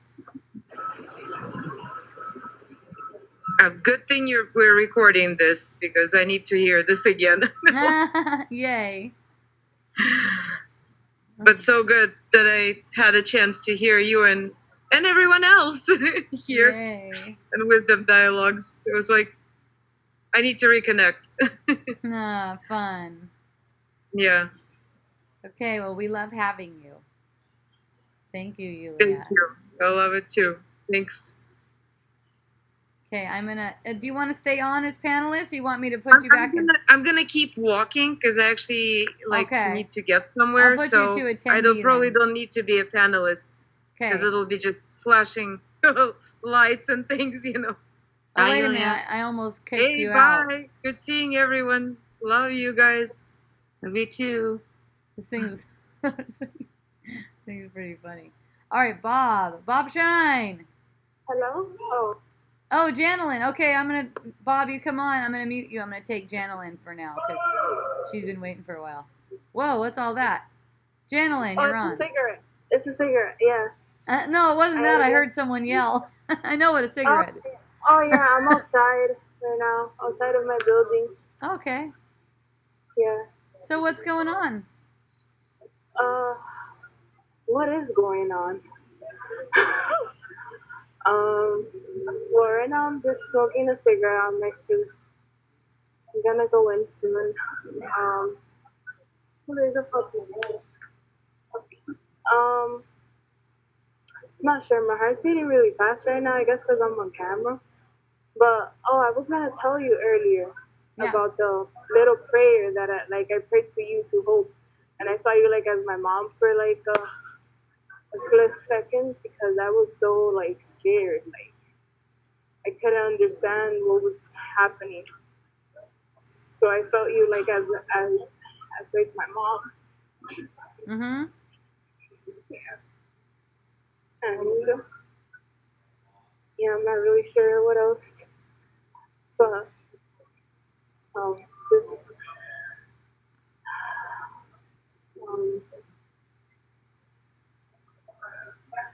yeah, I'm not sure what else to express, but maybe Bob. Does Bob want to? Bob, I promoted him. I'm not sure. Wait a second. Let's see. Try that again.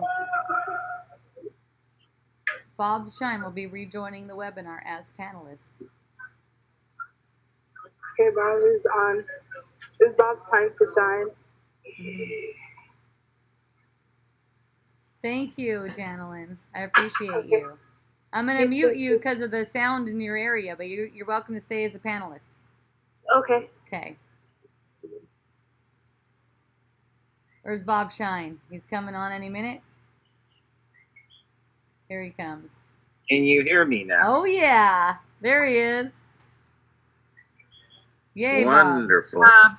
So happy to participate in the upper quadrant of panelists. The upper quadrant. Hilarious. Hi, Bob. Nice to see you. Hi, Bob. Hi. Oh, all you beauties. I love you all so much. Oh, ditto. So, I don't know.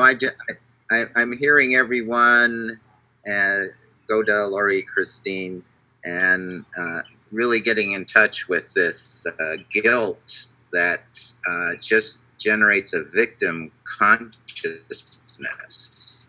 Yeah. It's like guilt, victim consciousness are one and the same. Yes, definitely. That either you're someone else is guilty, you're guilty, they deserve punishment, they deserve to be pushed out or whatever else. And so, yeah, I saw Goda just feeling her and her brother were victims of her parents. Mm-hmm. And you know, you're sharing, meet that with love, because she thinks they're coming at her and the brother in a loveless state. And so are you going to meet that with a loveless state? No, you would need to meet it with the love. Invite her in and come on in and party with me, Mom. Let's smoke a joint and have a good time in my room. Invite her into her state and have a good time, you know, and then maybe you can talk about the future a little bit and what's your vision, Goda, for your life, and what's your passion, what bliss do you want to follow in your life, and you could make it into like a creative vision experience with your mother in the bedroom or whatever. So, but yeah, I'm just seeing everyone caught in some kind of victimization and lack of power. Yes. And just being subjected to this problem and that problem and whatever.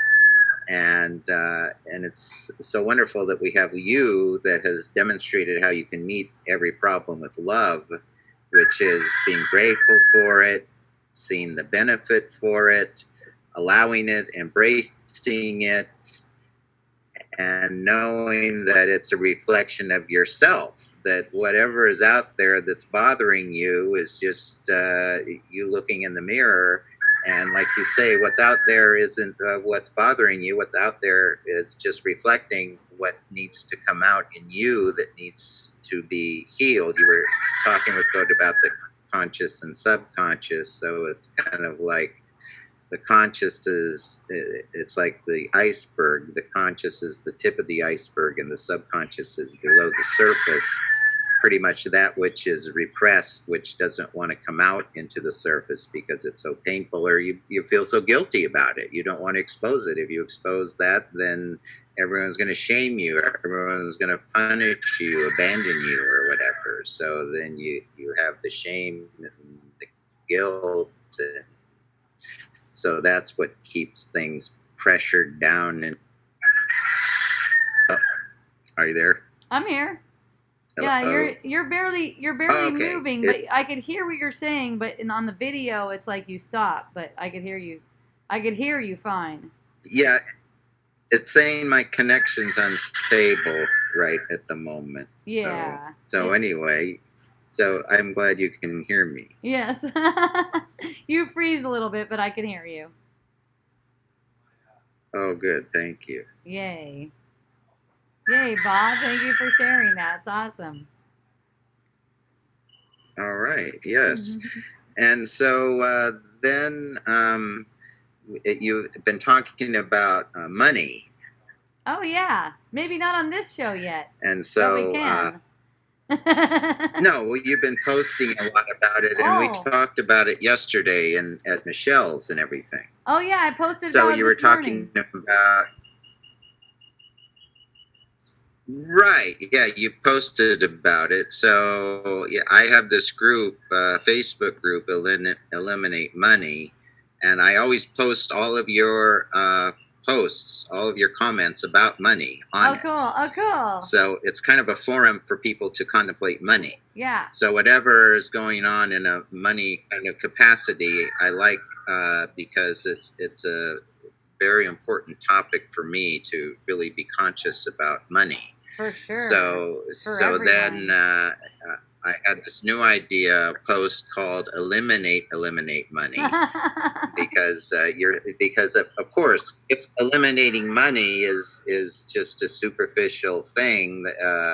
But then yesterday you were talking about how we're dependent on these various systems, that the ego is attached to these systems that don't really serve life, that are just kind of, we use them as a buffer or security, or we're used to the system. It's the known familiar system. And so you talked about all these various systems that we can just throw away, that we don't need these systems. And for me, money is one of those systems that are meant to be thrown away, that we're going to move forward into a whole new paradigm in our human life where we don't need money. We just share, cooperate, give, make sure everyone is provided for, and we have a new heaven and a new earth of total world unity. But then now there's a new Facebook group that I want to start that's called Transcend Survival by Form. So you've talked about how if you see me, then that means that I'm still not totally free. I'm not totally purified. I still have issues if you still see me in this physical body. And the truth is that the truth of who we are, the ultimate truth is that we're invisible, that we require no form whatsoever. It's like the fish that's in the ocean.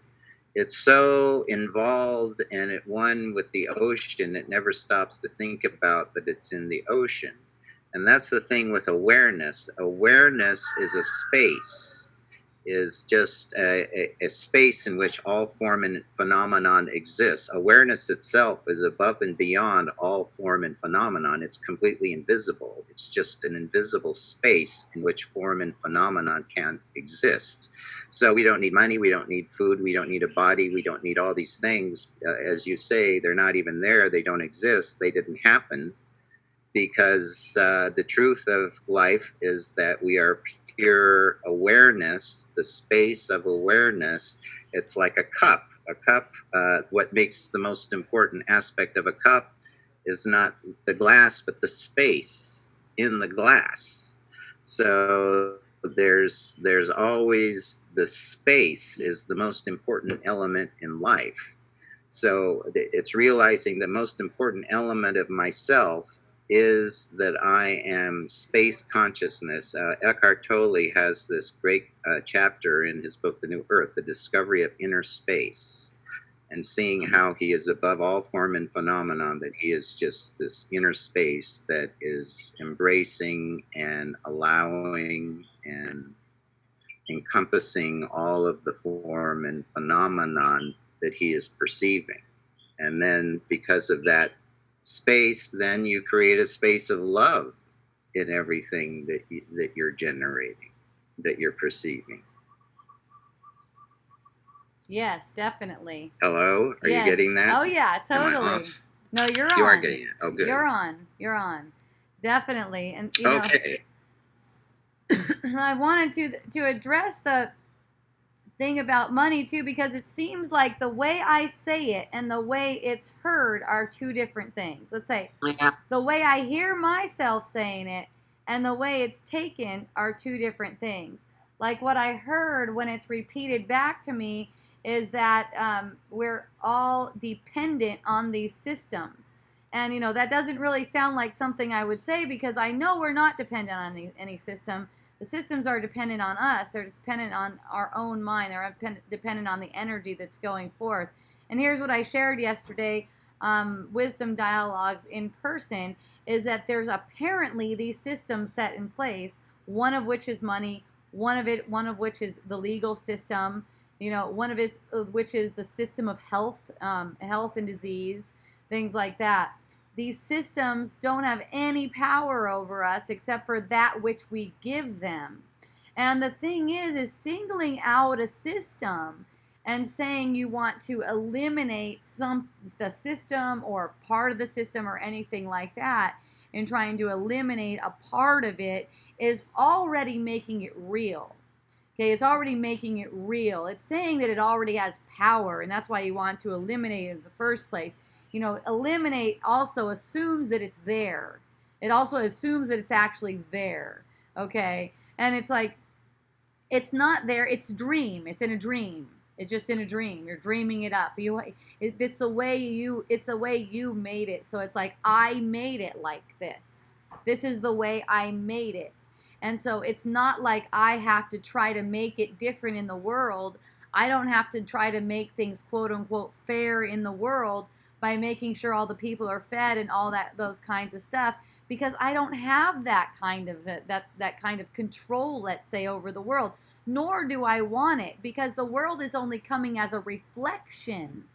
You know, when you really start to get that it's reflection, then you lose that idea that you want to try to improve it, because you want the reflection to be authentic, which it's going to be. It always is 100% authentic. And so you start to appreciate the authenticity of the reflection, because whatever it is that you perceive, you project it, and you project it for that feeling effect that you're getting right now. You projected it for that. And so just in appreciating it exactly the way it's being presented to you, there's no seeking to try to do something to get rid of it. Now you might find yourself physically in motion toward getting rid of it. I don't know. You could. Well, you could. But you know what? The success in something like that only depends upon whether you are willing to undo the guilty concept around it. It doesn't have to do with what arises on the surface. You know, you could find yourself as an attorney maybe, or in some arm of government, or leading some kind of group or something like that, where you're actually in motion toward eliminating money. But you're doing it in a joyful way, because you know that, but number one, nothing's happening. Nothing's wrong. You're watching this play out. So it's like in your heart only. where there's a sense that something's wrong. It's like a harshness at the expense of that gentleness that your inner child really needs. You know, it's like this attempt to make it guilty. It's making attacks, and all the attacks are on yourselves, even if it seems like something is wrong out there, for instance, that needs to be eliminated. So if a money issue or money object is coming up big for you, that's just a really big opportunity for you. Watch the thoughts around it. Where are the attacks? Because those are what's showing you, and it's coming right back to you as feeling. It's coming right back to you as feeling, and so that's how you know right away whether or not you're on track. That's kind of like the spirit going, no, you don't want to be over there. You want to be back over here. No, not that way either. Back over here. You can say one thing is on one side, it's like, I want all the money. Give me all the money. I'm not going to be happy until I get all the money. On the other side is, I don't need money. I want to eliminate money. See, it's like two sides of the same thing, and they're both in resistance to the manifestation, which is coming as a gift. Which is really, the manifestation is coming as a gift because it's giving you that opportunity to kind of like wipe the slate clean in your mind of all this guilt. All you have to do is watch the thoughts about money. Those people are doing this with their money they shouldn't be doing. That's too expensive. I can't afford it. Different things like that. That's, regret for having bought something. Tightness and like, feeling like I can't have that. Making a feeling like you can't have that. All the feelings are made up. All of them are projected. They're projected out of thought. Get to know what it is that you're thinking, and you will eliminate money as a problem for you. You'll eliminate money as any problem for you.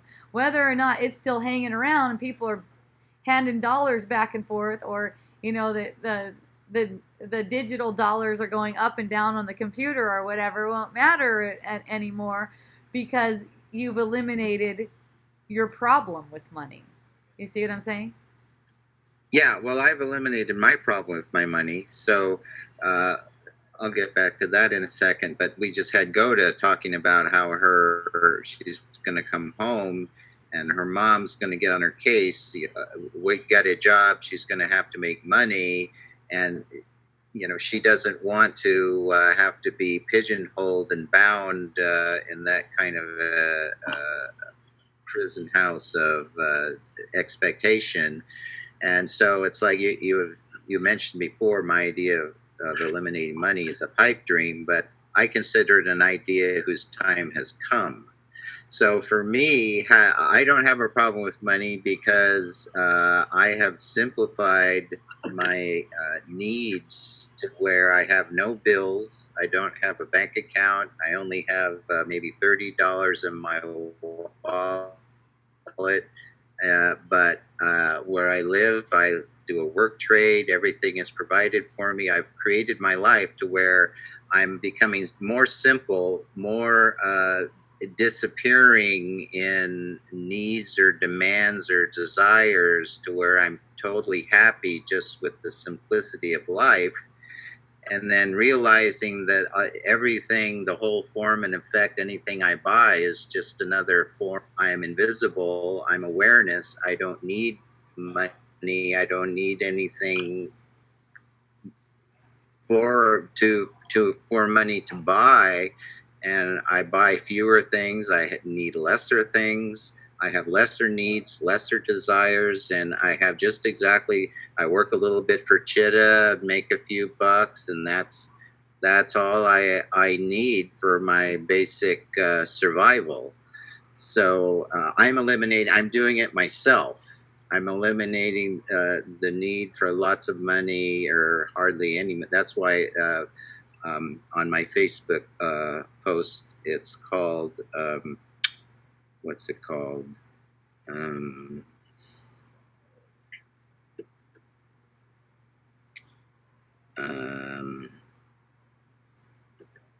While he's looking for that, I'm going to say aloha and mahalo to everybody. I need to go to sleep. Okay, Christine, thank you for joining. I appreciate you. Thank you so much for having me. Love to everybody. Aloha. Bye, Christine. Bye. Bye. Yeah, so it starts out saying I'm a millionaire, someone having little or no money. So, you know, there's a millionaire, a billionaire, but I'm a nillionaire.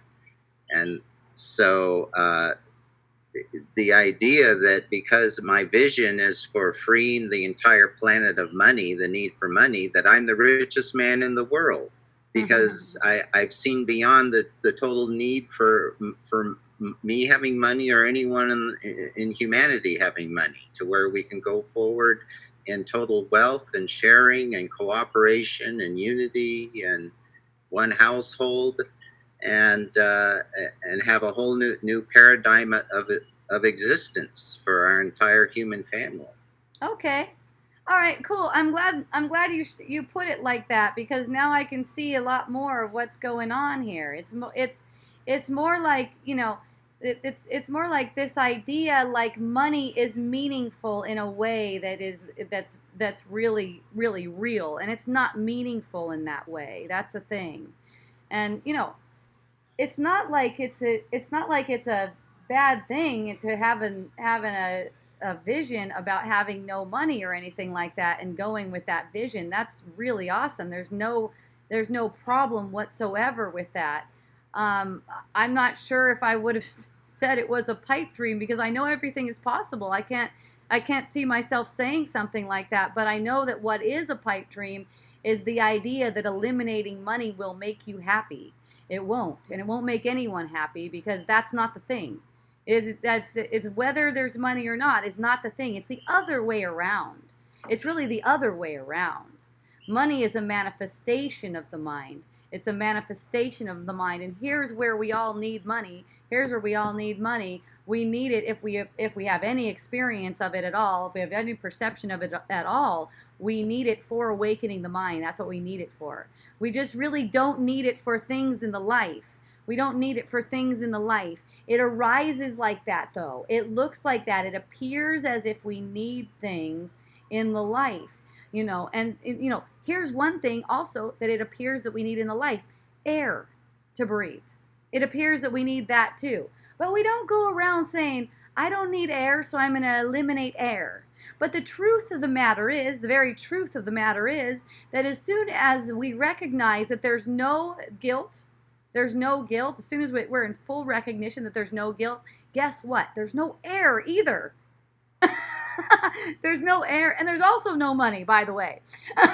So it's just like, no matter what it is that seems to be being done on the surface and playing out, and absolutely there is no problem with it whatsoever, going toward trying to be very frugal, and that's basically what's going on here. It's trying to be very frugal, and you know, there's no problem with that. It's just that it's equal to spending a shitload of money. It's equal. Completely equal. That's the thing. We're all equals here. And whatever it is that we seem to be doing with our money or with anything else, it's all the same. It's all the same thing. So it's when there's this attempt to separate one thing out and make it as if it's the Holy Grail. This thing is the Holy Grail. If we can make it so that everything is fair and everyone can live off of very little money, then we're going to have our freedom. It's not like that, though. You know why money was invented in the first place? You know why it was invented? You know why? So we can keep track of what we think we owe each other. That's where it's at. That's where it gets undone. So we can keep track of what we think we owe each other, because we're used to attacking each other in the mind. And that's where the whole money thing will get undone. Not from being frugal. That's neither here nor there. It's nothing. It's absolutely nothing. It gets undone in the mind. It gets undone in that moment where it seems like money is actually real and meaningful. See, when you see through it and that it's not meaningful, then who gives a rat's ass whether there is any? Apparently, in an appearance. Well, I'm not saying everyone has to live like me, frugal. Thank goodness. This is my life. but yeah, so basically the reason to eliminate money is because it's just a manifestation of guilt. The whole you were talking about money equals debt. No. Debt equals guilt. No. And that's what the whole monetary system is based on. You know, I owe you. If I don't pay you, I'm guilty. And this, that, and the other thing. So it's you see that guilt is what keeps money alive and activated. And so once you've freed yourself from guilt, then you've freed yourself from all these systems that the guilt fed on. Yeah, and then money isn't an object to you. It's not a thing. It's not a guilty thing for you anymore. You don't even have to project guilt about it anymore. It just becomes right. non. It's a nothing, basically. Yeah, it's not like, you know, and that's one of the things, the frugality too. You know, that's one of the things, like I have lots of friends who have been religious and stuff like that. In religious training, that's one of the things, is that's frugality. Like money is the root of all evil and you shouldn't have a bunch of money. That's also the way money is used. Now here's what I'm saying about money. It's used to make guilty projections. It does not have to be used like that. It could be used as a device for healing, and that's up to us. You know, if we want to use it for guilty projecting, then it'll be seen as something, it's always going to rise in your perception as something that's bad and wishing that it would be eliminated. And, you know, there's nothing wrong with having a group and wanting to eliminate money. I mean, that's just something that people go through, as if the culprit is the money. As if the culprit is the money. The money's not the culprit. Well, the culprit is is, you say, what created the guilt in the first place is the separate self, the thought of separation apart from God. And it's that selfhood that needs money, that needs a body, that is a physical, material, organic organism that is subject to disease and death. So it's and then you see that, yeah, the whole thing is just like they say, the mortal dream, the Adam dream, a material dream, that the whole thing is just it can only lead to, as the book says, the disappearance of the universe. So then you see that, yeah, it is just a guilt-induced dream state that then we can wake up from and see what happens. You know, it's like you're asleep and dreaming, and you open your eyes and wake up to a whole new world, a whole new possibility, a new paradigm. Yes, I love it. I love that vision. Thank you. Good night, Lori. Thank you for joining. Thank you for joining. Yes. I'll listen to the rest when I can. Okay. Fabulous. Okay. I love you. Aloha. Love you. Bye-bye. Yeah. So one last thing about money, about the money, you know, in objectifying it and making it into the culprit, see, and making money as something that needs to be eliminated, that is also projected for you. You know, it's like the money, you could say the money is also like a person, like projecting onto a person and saying it needs to be eliminated. That's taken in your mind as if it's for you, as if you need to be eliminated. See, it's just another saying a guilty thing. If anything that arises in the perception as an object or as a person or anything like that, if it's taken as that thing is the bad thing and that thing needs to be eliminated, that's always taken by your mind as that is about you. And it's also an attempt to make something outside of you wrong. So in making something outside of you wrong, and you know you can guarantee that you've made it wrong if you want to eliminate it. Otherwise, there would be no need to eliminate it. You guarantee that you've made it wrong in your mind. And if you've made it wrong in your mind, that makes it into one of those, what I was talking about before, even with a kid disrespecting you, there's no difference. There's no difference. If you've made that wrong in your mind and you want to eliminate it, you want to eliminate that behavior, so to speak. It's like a destruction type. It's against you, and that's the way the mind is taking it. The ego is guiding you to get rid of that guilty feeling by projecting it onto something else. For instance, money. So it's like you have to be more innocent. You have to think yourself to be more innocent to be making money something that's wrong, something that needs to be eliminated. You know, and other than that, it's nothing. It's totally neutral. It's neither here nor there. It doesn't need anything. And that's what I mean by like self-importance. See what I mean? This idea, any idea, they're all equal. Any idea, they're all equal. I shared with you yesterday, I'm working on an app, a yoga app, okay? If I take it as if, oh my God, this is what the world needs for healing.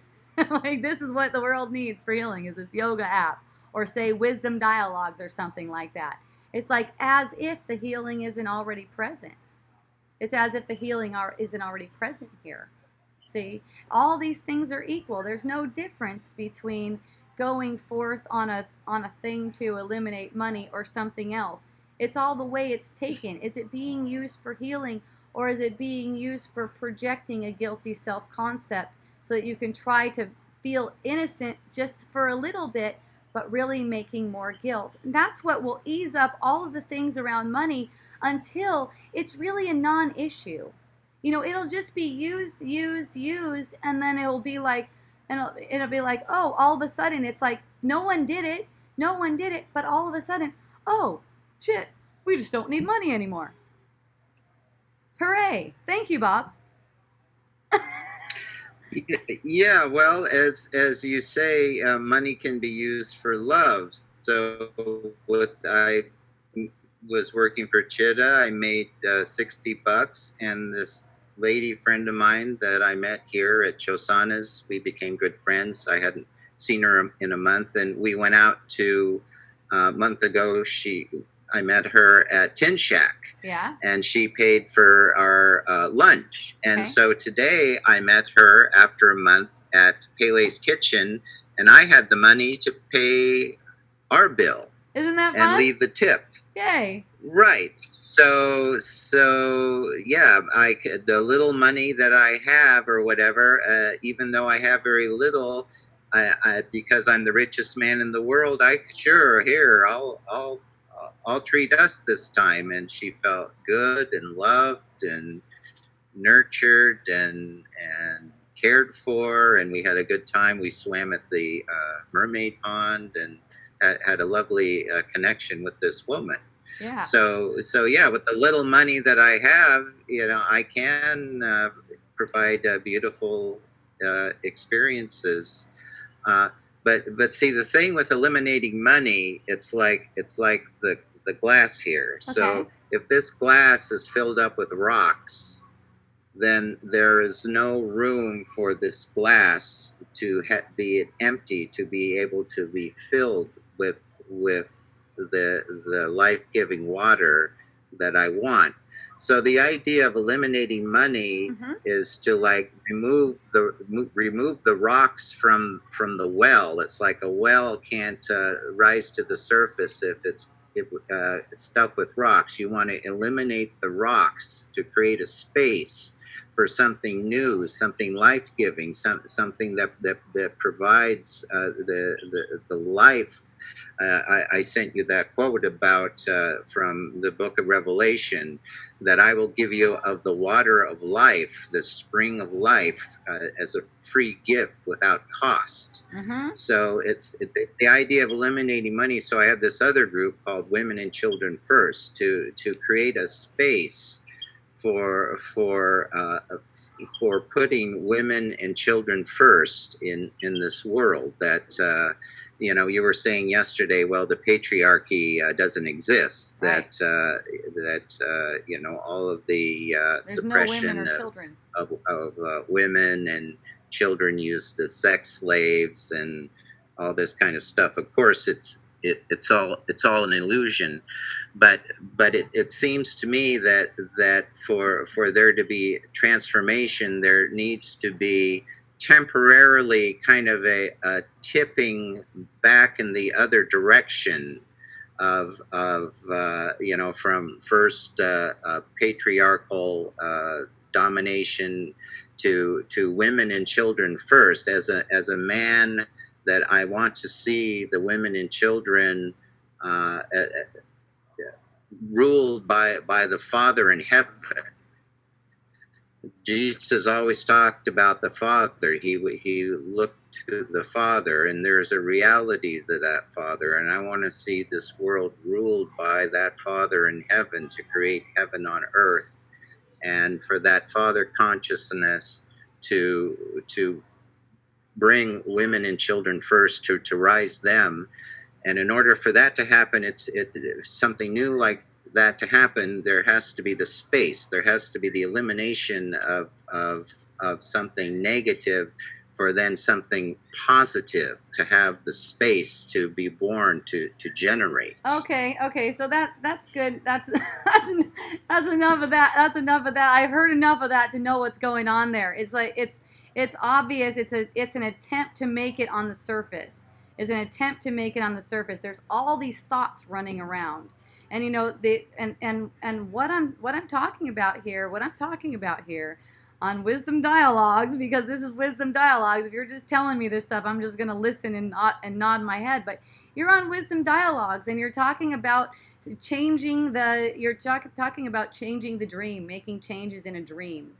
Okay, and you're also talking about making women and children and men as if that's how they actually are. That's not one bit of truth to that. Not one bit. The idea of you needing to clear out some rocks and all of that stuff, that's all surface. It's all right on the surface. It's all avoidance of the guilt in the mind. See, the ego will say, "Oh, okay, I'm done. I've cleared all my guilt out. Now it's time for me to go out and fix the world, and I know how to fix it. I know how to make the best world that there is. I know how to fix it." See, that's the thing. It's projecting, and you know, to me, it's just it's like okay. As far as that kind of stuff goes, it gets to the point where it's like, okay, you know what? I heard enough. That's just boring because it's all surface stuff. It's meaningless to me. It's totally boring. I hear people talking about that stuff all the time, how they're going to make a better world and stuff like that. Even Eckhart Tolle wrote about that. I don't even have to read the book. It's something about a new earth, as in making the earth into something. You know what? It is so freaking simple. It is so ridiculously simple, guys. It's so ridiculously simple. We don't have to get all concepted out like this. It's all, look, does it seem like it's wrong to me? Does it seem like something's really going on here? Does it seem like I'm important in this? Okay, then I'm making it up. I made it like this. So I could get a sense of self-importance. You know, that's all. It's like, boop, gone. The world, you don't want the world to be better than it is. You don't want the world to be better than it is because it's not. It doesn't exist. It does not exist. What you want is the veil to be lifted from your eyes. You don't need change to occur in the world first. You need the veil to be lifted from your eyes first, and then the world starts to show its light. That's how. But for the veil to be lifted from your eyes, you have to deny the evidence of what you're perceiving. You have to deny the evidence that there are some people being downtrodden and stuff like that. It's not true. We're all one. We're all one people. If you accept into your mind any form of victimization for anyone, number one, you're asking for death. Okay? You're asking for death. And that's the reason why we have a perception where there's all this dying going on. Because it's just so common to be projecting victimization for people. You know, there are no women and children and men. There are not. These are energies playing. There's no such thing. There's no like space and rocks in the glass, let's say. That's in the mind. There's no glass. There's no rocks. There's none of this stuff. This is made up. It's like props. It's like props in a field. And those props in the field, under the ego's guidance, are being used for denying what's making it up. It's all within. It's all mental. It's a mental thing. And you say it's an emotional journey. The emotions, love and fear, and that's it. That's all we've got. So Bob, I thank you. Thank you for bringing that up. I think it's really awesome that you bring stuff like that up. I appreciate it. And I'm going to move on now to Gabriella. I love you. Thank you. Well, I just want one. I just have one last thing to say. Okay. So I'll just take responsibility and say I'm the dreamer of everyone and everything, and I'll wake up and we'll be in that light of love together, because I will have waken up from the dream, and I will have seen everyone and everything awake. Yes. All you can do is accept forgiveness for yourself. You accept it for yourself. You accept the gift. That's all. You have something else to say? No, that's all. Thank you. I love you. Thank you for clarifying that. I appreciate I got you a lot out of that. Yay. I love you so much. Aloha. I love you too. Okay, Gabriella. One last one. We're up 5:05. I'm getting carried away here. It's fun. I am making up in the dream that my 8-month-old baby does not sleep at night. I breastfeed her, and people tell me it's because the breast milk may not fill her up, and change her to formula because she doesn't want to take a bottle. I know you say we don't need to sleep, but at night she wakes up about 5 times, and I'm so exhausted, and I desperately in my mind repeat, I am willing to get a new reinterpretation through the eyes of spirit. She still continues not sleeping at night. Can you assist me in seeing this one is for my healing? Well, okay, so there's no need to resist anything as far as the, whatever it is that might apparently do the magic trick and help her to sleep at night. There's no need to be in resistance of any of that. So it's like if there's people coming to you and they're telling you stuff like that, and you're telling me about it, the sense I'm getting is there's a resistance. There's this resistance to trying other things. You want the breast milk to be enough to fill her up, but that's not what you're seeing, and so then there's resistance to that. Just let it play out as it plays out. Maybe in the dream she's going to take something a little bit heavier. Maybe it won't be formula. I don't know. I think there's all kinds of options. Who knows? Okay? Yeah, just watch the resistant thoughts when someone tells you the milk may not fill her up. You don't have to figure out how the milk is going to fill her up, because it's just an impression. It'll occur to you. Let's say it that way. But if you're in resistance to it, it's like all these wants. I want to sleep. I want her to be full. It's like all these wants. And remember, you don't know what you want. You just really don't know what you want. You're getting exactly what you need, though, to see through the perception of guilt, okay? Janelyn says, thank you to Bob. We love Bob. You're the best. Accept the forgiveness. Yes, that's it. You can only accept the forgiveness for yourself. So you're not going to get anything by changing anything in the world. And that'll do it for today. I love you. Thank you. I appreciate you. And let me see if there's one more question here that I didn't get. Do you believe that this physical reality exists at all? It seems like it. It seems like it. So you could say that something believes that. I don't know if I could say that I believe it. Maybe I could say that I believe it because I still keep seeing it. Okay? But no, it doesn't exist at all. We have to deny the evidence that this thing even has any existence whatsoever, because it's entirely made up. It's entirely make-believe. And when we're denying to ourselves the total existence of it, then we can accept the healing. But see, the healing is something that you see about yourself, and you cannot see that about yourself when you'd rather see something else, as in this physical reality being real. This physical, let's put it a different way, this physical play existing at all. Yeah, it's just a play. It's a play of energy. And Goda says, so if we are not our bodies, then what part of us exists? We're just awareness. And that's what she said. We're just awareness. The body isn't a part of us. The body isn't a part at all. It isn't anything. It's nothing. So it's not like one part of us exists and one part of us doesn't exist. There's only one part. And the part that we're making up doesn't exist. It's not part of us. That's what's separate. It's separate. The physical is separate from us, and it's all one thing. It's all one thing. Bodies, a body here, a table over there, a car over there. It's all one thing. If one part of this doesn't exist, there's only one part. How am I seeing myself? And the part that we're making Hearing up myself. doesn't exist. It's not part of it. It's confession. I know. Okay. All right. So I'm cutting out now. Thank you so much. I appreciate you. Go to my website, hopejohnson.org.